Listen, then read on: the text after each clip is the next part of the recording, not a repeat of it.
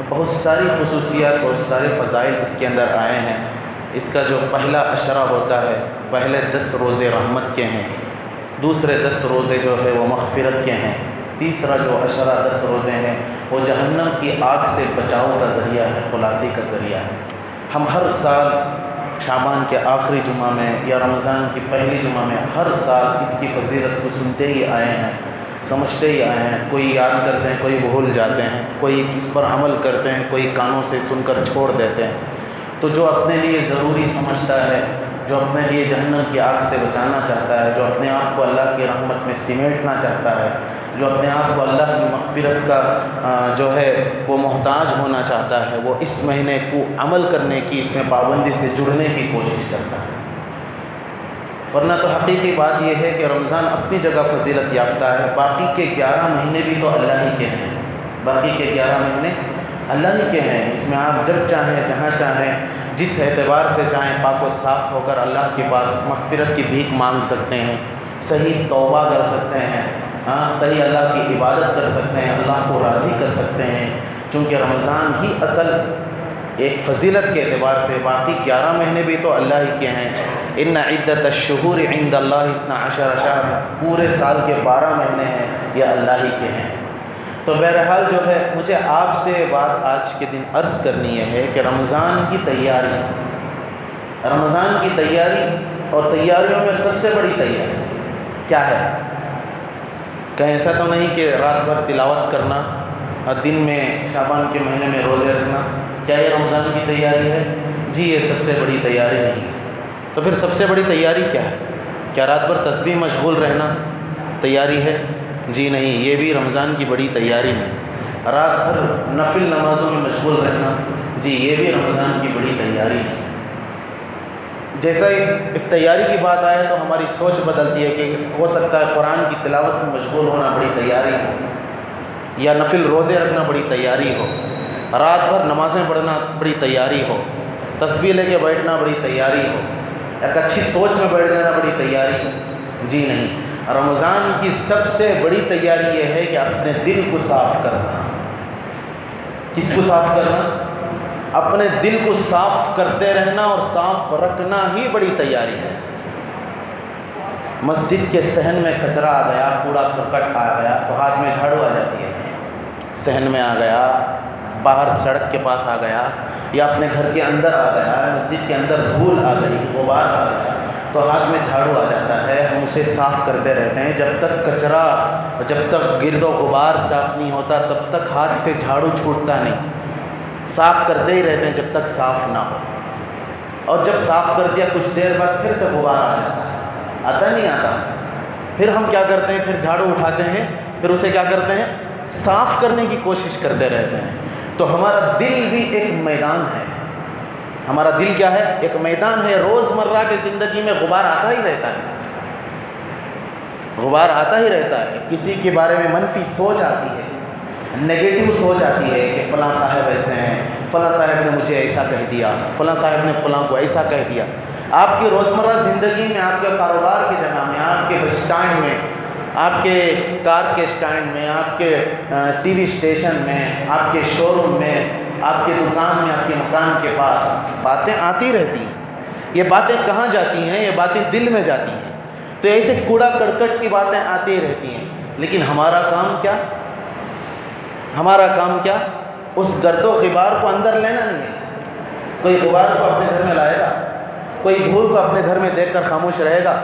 کوئی کچرا آ رہا ہے، پیپر اڑ کے آ رہا ہے، پلاسٹک اڑ کے آ رہا ہے، کوئی دھول جھونک رہا ہے، راکھ اڑ کے آ رہی ہے، کیا کریں گے ہم؟ جھاڑو اٹھائیں گے اور اسے باہر کرنے کی کوشش کریں گے۔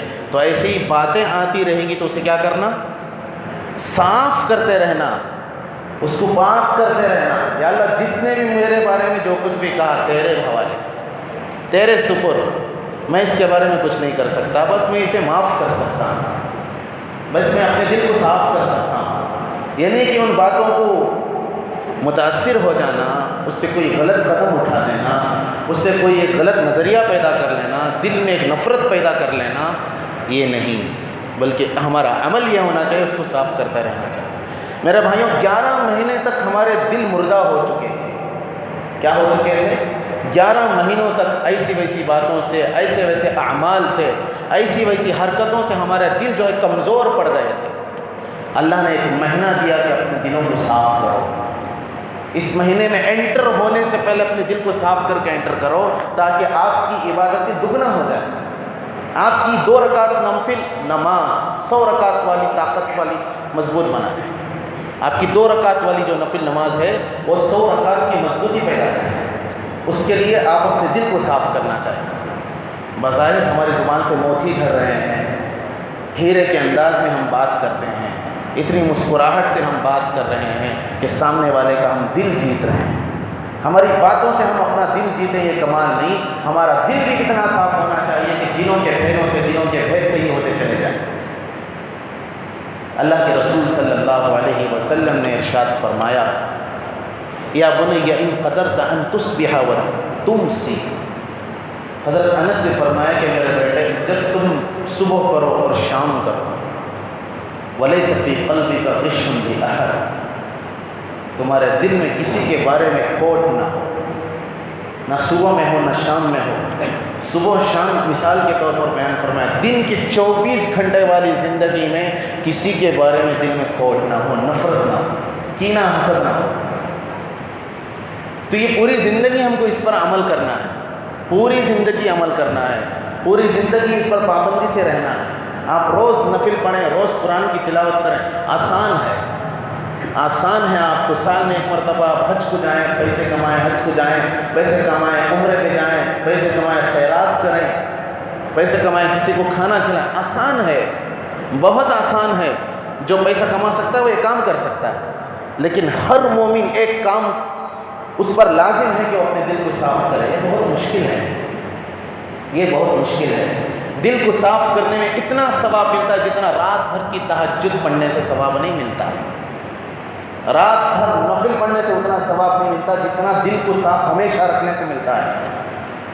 کسی کے بارے میں بھی نہ ہو، نہ بھائی کے بارے میں، نہ اپنی بول چال میں نفرت والی بات، بول چال میں بھی نفرت کی بات نہ ہو، محبت کا پیغام ہو، پیشانی پر جھلڈیاں نہ ہو، پیشانیوں پر مسکراہٹ کے آثار ہو۔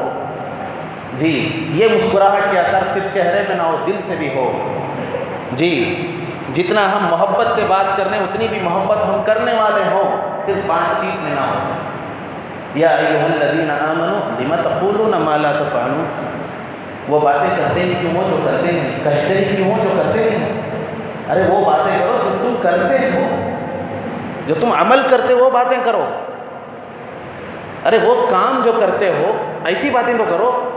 بات چیت تو کرنے والے ہزار ہیں، لیکن عمل کرنے والا، اس پر چلنے والا، اس کے مطابق عمل کرنے والا، اس کے مطابق رویہ اختیار کرنے والا کہاں ہے؟ بہت مشکل عمل ہے، لیکن اتنا بھی مشکل نہیں، ہر آدمی کو آسان ہے۔ اس کو کوئی انویسٹ کرنا نہیں پڑتا، پیسہ لگانا نہیں پڑتا، وقت لگانا نہیں پڑتا اس کے لیے آپ کے آنسو بہانے نہیں پڑتے، اس کے لیے آپ کو ڈھیر ساری کتابیں اٹھا کر دکھانا نہیں پڑتا۔ یہ بہت ہلکا عمل ہے، مشکل ہے، لیکن ہر وقت اس کو کرنا ہے۔ کریں گے انشاءاللہ، اسی پر عمل کرنا بہت بڑی بلندی والا ثواب اللہ تعالیٰ عنایت فرمائے گا۔ حضرت لقمان حکیم ایک بہت بڑے حکیم گزرے ہیں، حضور صلی اللہ علیہ وسلم کے زمانے سے پہلے کے نبیوں کے زمانے میں۔ ان کا عمل یہ تھا، لوگوں کو واعظ و نصیحت کرتے تھے، تبلیغ کرتے تھے، دعوت دیتے تھے، لوگوں کو اچھی باتیں پہنچاتے تھے۔ تو اس زمانے کے بادشاہ کو معلوم ہوا کہ بہت بڑے حکیم ہیں، ہر مسئلے کا حل ان کے پاس ہوتا ہے، بڑی علمی شخصیت ہوتی ہے، ان کو اپنے دربار میں بلائیں اور پوچھیں کہ انسان میں سب سے بہترین اور سب سے زیادہ قیمتی چیز کیا ہے؟ انمول چیز جسے کہتے ہیں نا، انسان کی انمول چیز کیا ہے؟ تو اس بلایا دربار میں بادشاہ کے، بلا کر کہا کہ جناب آپ ہی بتا دیں کہ انسان میں سب سے مہتوپورن جو چیز ہے، سب سے زیادہ مول والی، یعنی جس کی کوئی قیمت ہی نہیں ہو سکتی، جس کی قیمت سے تولا نہیں جا سکتا، ایسی چیز کیا ہے؟ کہ جناب میں بتا دوں گا، لیکن آپ کو ایک بکری دینی پڑے گی۔ بکری منگوائی اور ذبح کیا اور اس کے دل کو نکالا، نکال کر بادشاہ کے دربار میں رکھا، رکھ کر کہا کہ انسان کے سب سے قیمتی یہ چیز ہے۔ تو بادشاہ نے کہا تو پھر سب سے بے قیمت چیز کیا ہے انسان، جس کی کوئی قیمت ہی نہ ہو، گھٹیا چیز، میل کچیل والی چیز جس کا 1 روپیہ بھی قیمت نہ باندھ سکے، ایسی چیز انسان میں کیا ہے بتا دیں، جہاں پر نا پھر سے ایک بکری منگانی پڑے گی، پھر سے بکری منگوائی، پھر ذبح کیا، دل کو نکال کے بادشاہ کے دربار میں، پہلے بھی دل ہی رکھا، دوسری دفعہ بھی دل ہی رکھا، بادشاہ کو سمجھ میں نہیں آیا، بھائی پہلے کہا تو دل رکھا، دوسری دفعہ گزارش کی تو دل رکھا، کیا ہے اس کا ماجرا؟ حضرت لقمان حکیم نے فرمایا کہ انسان میں سب سے بہترین چیز بھی دل ہی ہے، سب سے بدترین چیز بھی دل ہی ہے۔ اگر دل صحیح ہے تو اس کے اعمال صحیح ہیں، اس کا جسم صحیح۔ سائنٹیفک طور پر اگر دیکھا جائے تو دل اگر مردہ ہے تو انسان بھی مردہ ہے، دل اگر زندہ ہے تو انسان بھی زندہ ہے۔ دل میں خون کی رگیں اگر مضبوط ہیں تو انسان مضبوط ہے، اگر دل کی رگیں کمزور ہیں تو انسان بھی کمزور ہے۔ یہ ظاہری اعتبار سے ہے، روحانی اعتبار سے بھی اگر دل صحیح ہے تو انسان صحیح ہے۔ دل میں کینہ کپٹ نہیں ہے، زبردستی کا نظریہ نہیں ہے، اقتدار کا نظریہ نہیں ہے، اور دل میں اللہ ہی کو راضی کرنے کا نظریہ ہے، اور دل صحیح ہے تو انسان صحیح ہے۔ اگر اس دل کے اندر کینہ آ گیا، اس دل کے اندر زبردستی کا نظریہ آ گیا، اقتدار کا نظریہ آ گیا، اللہ کو ناراض کرنے کا نظریہ آ گیا، رسول اللہ صلی اللہ علیہ وسلم کی سنتوں کو توڑنے کا نظریہ اگر دل کے اندر آ گیا تو انسان صحیح نہیں ہے۔ تو اسی بارے میں اللہ کے رسول صلی اللہ علیہ وسلم نے ارشاد فرمایا، ان فی الجسد مضغہ، انسان کے جسم میں ایک لوتھڑا ہے، لوتھڑے کا مطلب دل ہے۔ اذا صلحت صلح الجسد کلہ، جب وہ صحیح ہے تو پورا جسم صحیح ہے۔ واذا فسدت فسد الجسد کلہ، اگر وہ خراب ہے تو پورا جسم خراب ہے۔ پوچھا کیا چیز ہے؟ الا وہی القلب، وہ دل ہے۔ تو ہمارا دل کیسے ہو؟ صرف زبان پہ نہ ہو، ہمارا عملی نمونہ دل سے بھی ہو۔ اس لیے آدمی زبان سے کلمہ پڑھے، صرف زبان سے کلمہ پڑھنے سے مسلمان نہیں ہوتا۔ آپ یہاں سے سمجھے، صرف زبان سے کلمہ پڑھنے سے مسلمان نہیں ہوتا۔ صرف زبان سے اگر کلمہ پڑھنے سے مسلمان مومن ہو جاتا، ابو جہل بھی مومن ہو جاتا، ابو لہب بھی مومن ہو جاتا، حضرت ابو طالب بھی مومن ہو جاتے، اگر صرف زبان سے کلمہ پڑھنا ہوتا۔ جی نہیں، زبان سے نہیں، دل سے بھی اس کا اقرار ہونا چاہیے، دل سے بھی اقرار ہونا چاہیے۔ اشہد ان لا الہ الا اللہ و اشہد ان محمد رسول اللہ، یہ جو زبان سے پڑھا جا رہا ہے صرف زبانی تکیہ کلام نہیں، اس کے مطابق میں مانتا ہوں، اقرار کرتا ہوں اللہ کے علاوہ کوئی معبود نہیں، رسول اللہ صلی اللہ علیہ وسلم کے علاوہ کوئی نبی نہیں۔ مطلب کوئی نبی نہیں کا مطلب میں انہی کے اوپر ایمان رکھتا ہوں، اور ان کی کہی ہوئی باتوں پر عمل کرنے کا میں اقرار کرتا ہوں۔ جب زبان سے نہیں کہے گا، صرف دل سے نہیں مانے گا تو زبان سے مسلمان نہیں ہوگا۔ تو دل کا صاف رکھنا، دل کو پاک رکھنا بھی اسی سے تعلق رکھتا ہے۔ سمجھ میں آئی بات؟ تو رمضان کی سب سے بڑی تیاری دل کو صاف کرنا، رشتہ داروں کی نفرت سے صاف کرنا، ساتھیوں کی نفرت سے صاف کرنا، بول چال کی نفرت سے صاف کرنا، بول چال کی نفرت سے صاف کرنا، اپنے دھندوں میں، کاروبار میں صاف رکھنا، اپنے مکان میں صاف رہنا۔ سفید لباس ہو جانے سے کوئی کمال نہیں ہوتا، سفید پگڑی پہننے سے کوئی کمال نہیں ہوتا، دلوں کے بھید کا علم اللہ کے پاس ہوتا ہے۔ یہ انسان گندا ہے یا پھر پاک ہے؟ اپنے آپ کو دیکھیں، اپنے آپ کے گریبان میں جھانک کر دیکھیں، میں پاک ہوں یا گندا ہوں؟ مجھے پاک کیسے کرنا چاہیے؟ لا تعمل الابصار ولكن تعمل القلوب التي في الصدور، اللہ نے ارشاد فرمایا ایسے لوگ صرف آنکھوں کے اندھے نہیں ہوتے، یہ دل کے بھی اندھے ہوتے ہیں۔ کس کے اندھے؟ دلوں کے اندھے۔ جن کے دل اندھے ہو جاتے ہیں انہیں کچھ نظر نہیں آتا، انہیں اپنا فائدہ نظر آتا ہے، انہیں اپنا مطلب نظر آتا ہے، انہیں اپنی ذمہ داری کو نبھا دینا نظر آ جاتا ہے۔ بس جن کے دلوں کے اندر اندھگی پھیل جاتی ہے، اندھیرا پھیل جاتا ہے، اور جن کے دل کھلے رہتے ہیں، جن کے دلوں کی آنکھ صاف رہتی ہے، انہیں انصاف نظر آتا ہے، ان کو اللہ کی رضامندی نظر آتی ہے، اللہ اور اس کے رسول کو خوش کرنا نظر آتا ہے، اس کے علاوہ کچھ بھی نظر نہیں آتا۔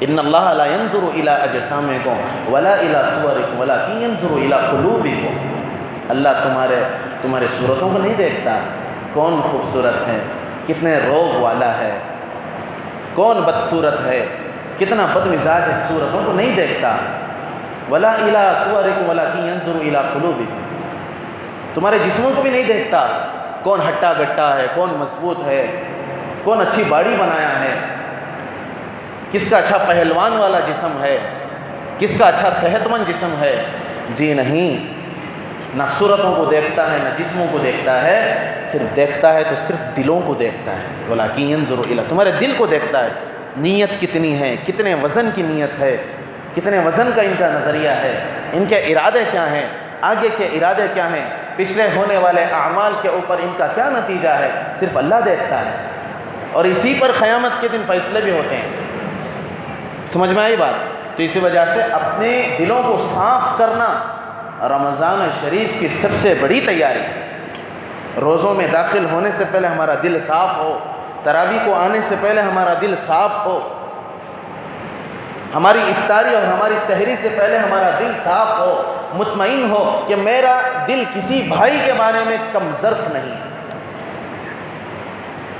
نہ سیاہی کے دشمن نہ سفیدی کے دوست، ہمیں آئینہ دکھانا ہے بس دکھا دیں، اپنے آپ کو اپنے آئینے میں کھڑے ہو کر دیکھیں کہ میرا دل کا نظریہ کیا ہے، مجھے کس طرح سے اس کو سدھارنا ہے۔ رسول اللہ صلی اللہ علیہ وسلم ایک مجلس میں صحابہ سے گفتگو کرے بیٹھے، مذاکرہ کر رہے تھے، آپ وعظ و نصیحت کر رہے تھے، آپ صلی اللہ علیہ وسلم نے ارشاد فرمایا کہ جنتی کو دیکھنا چاہتے ہو، دروازے سے آنے والے جو صحابی ہیں وہ جنتی ہیں۔ دیکھا کہ ایک آدھی بیدی عمر والے چچا جان داڑھی سے وضو کے پانی کے خطرات ٹپک رہے ہیں اور ہاتھ میں جوتے ہیں، اور آپ نے سلام کیا، مجلس میں بیٹھ گئے۔ دوسرے دن آپ مجلس میں بیٹھے ہوئے تھے اور آپ نے ارشاد فرمایا کہ جنتی صحابی اس دروازے سے آئے ہیں۔ پھر سے دیکھا کہ پھر وہی صحابی، پھر وہی شخص، ہاتھ میں جوتا اور داڑھی میں وضو کے قطرے ٹپک رہے تھے۔ آپ مسجد میں سلام کیا اور تشریف فرما۔ 2 دن ہو گیا، تیسرے دن بھی آپ مجلس میں یہی ارشاد فرمایا کہ اس دروازے سے جنتی صحابی آنے والے ہیں۔ دیکھا کہ تیسرے دن بھی وہی صحابی، وہی داڑھی میں پانی ٹپک رہا ہے، وہی ہاتھوں میں جوتے پکڑے ہوئے، اور آپ آ کر مجلس میں بیٹھ گئے۔ آپ کو معلوم تھا نا کوئی نہ کوئی خصوصیت ہے ان کی، کوئی نہ کوئی ان کی نیت ہے، کوئی نہ کوئی خاص عمل ہے ان کا، اس کی وجہ سے سرکار دو عالم صلی اللہ علیہ وسلم نے صحابہ کی مجلس میں فرمایا کہ جنتی آ رہے ہیں۔ اس مجلس میں ایک صحابی موجود تھے جن کا نام ہے حضرت عبداللہ ابن عمر بن عاص رضی اللہ تعالی عنہ۔ یہ عبادت میں بڑے مشہور تھے، صحابہ میں ان سے بڑا عبادت گزار کوئی نہیں تھا، نہ ان سے پہلے والے صحابہ میں تھا نہ ان کے بعد والے صحابہ میں۔ صحابہ میں سب سے زیادہ عمل اور سب سے زیادہ عبادت گزار صحابی حضرت عبداللہ ابن عمر ابن عاص رضی اللہ تعالیٰ۔ ان کا عمل کیا تھا؟ رات میں نفل نمازوں میں مشغول ہونا، دن میں روزے رکھنا اور ایک قرآن کو ختم کرنا۔ کتنا بڑا عمل! رات بھر نفل میں مشغول، دن بھر روزہ، اور یہ ختم قرآن شریف ایک دن میں۔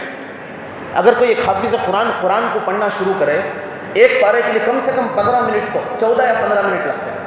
اگر مسلسل تسلسل کے ساتھ پڑھنا شروع کر دے 7.5 گھنٹے لگے جائیں گے ایک قرآن کو پڑھنے کے۔ اگر بیچ میں ایک بریک لے لیا، چائے پینے کے لیے چلا گیا، تب بھی 10 سے 12 گھنٹے لگے جائیں گے۔ تو یہ قرآن کو مکمل کرتے تھے اور دن میں روزہ رکھتے تھے، رات بھر نفل میں مشغول ہوتے تھے۔ اور اتنے بڑے عبادت گزار صحابی کے دل میں خیال آیا، بھائی مجھے چھوڑ کر، ہو سکتا ہے ایسا سوچا ہوگا، نفسیاتی اعتبار سے میں کہہ رہا ہوں کہ کسی آدمی کو کسی چیز کی تلاش ہوتی ہے، کھوج ہوتی ہے، تو اپنے آپ پر ڈال کر دیکھتا ہے، بھائی ان کو کہہ دیا کہ ان کی خصوصیت کیا ہے، تلاش کریں گے۔ تو صحابی وہاں سے اٹھے، اٹھ کر وہ جو چچا جان آئے تھے جن کو جنت کی بشارت سنائی گئی، ان کے پیچھے لگ گئے اور گئے گھر کو۔ گھر میں جا کر انہوں نے کہا کہ چچا جان، ہمارے والد صاحب ہمارے سے ناراض ہیں، میں آپ کے گھر میں مہمان ہونا چاہتا ہوں۔ کیا کہا؟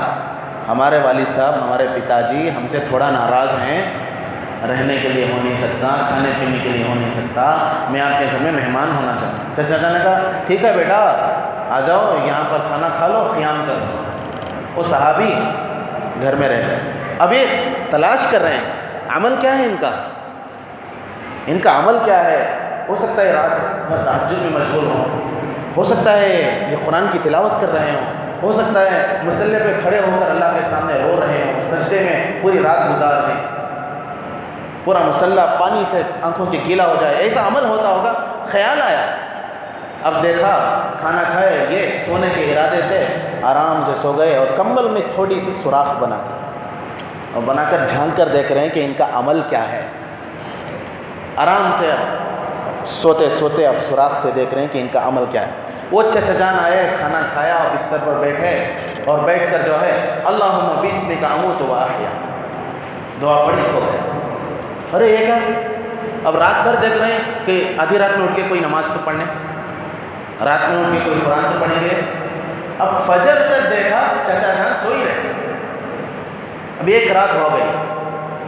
اب دوسرے دن دوسری رات بھی انہوں نے اسی طرح سے کمبل میں سوراخ بنائی اور بنا کر دیکھنے لگے کہ کوئی خاص ان کی عبادت ہوتی ہوگی. پوری رات سو رہے ہیں چچا جان. اب تیسرے دن دیکھا، تیسرے دن بھی سو رہے ہیں.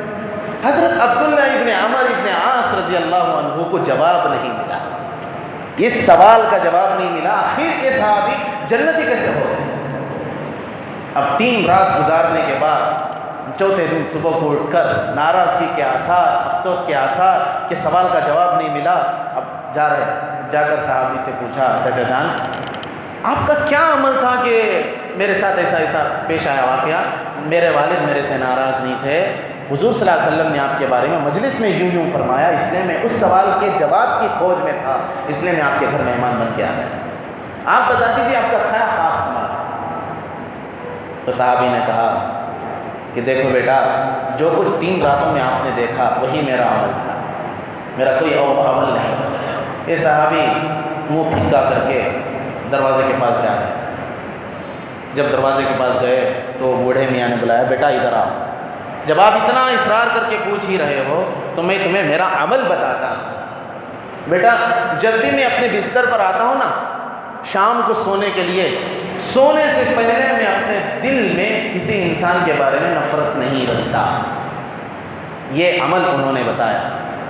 یہ عمل بتایا کہ اللہ اگر کسی کو مالداری سے، پیسوں سے، کار بنگلے سے بھی نوازتا ہے، مثلا آج کی مثال کے اعتبار سے اگر کچھ بھی اللہ نوازتا ہے تو میں اس کے بارے میں خوشی ہوتا ہوں، ناراض نہیں ہوتا، نفرت نہیں رکھتا. میں اپنے دل میں کسی انسان کے بارے میں نفرت نہیں رکھتا، بس اتنا ہی میرا عمل ہے.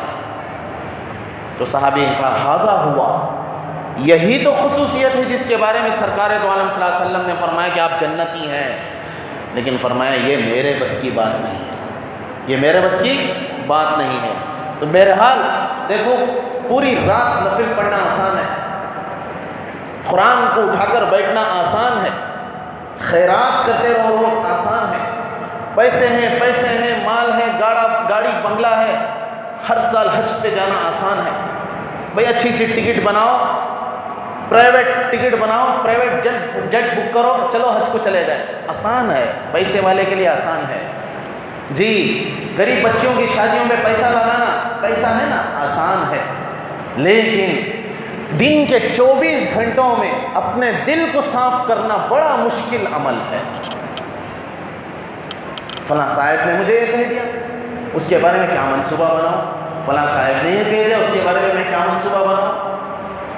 فلاں جماعت میرے بارے میں یہ بات کر رہی تھی، فلاں جماعت میرے بارے میں یہ بات کر رہی تھی. ارے اوروں کی باتوں کا ہمیں مطلب ہی کیا ہے یار؟ جو بھی کچھ بھی کہے اس کو کیا کرنا؟ توکلت علی اللہ، اے اللہ میں تیرے سپرد کرتا ہوں، تجھ پہ بھروسہ کرتا ہوں. اس لیے رمضان کی سب سے بڑی تیاری اپنے دل کو صاف کرنا، کینے سے، حسد سے، بغض سے، اپنے دل کے اندر نرمی کو پیدا کرنا، شدت کو نکالنا اور نرمی کو پیدا کرنا، اپنے دل کو صحیح کرنے کی کوشش کرنا. میرے بھائیوں، نمازیں تو 5 وقت فرض ہیں، یہ تو پڑھنا ہی ہے، لیکن نمازوں کے علاوہ 24 گھنٹے والی زندگی میں یہ عمل بھی تو کرنا ہے نا. انتقال ہو جانے کے بعد آدمی کچھ بھی لے کے نہیں جاتا. کیا لے کے جائے گا؟ کیا نفرتوں کے لیے جگہ ہے خبر کے اندر؟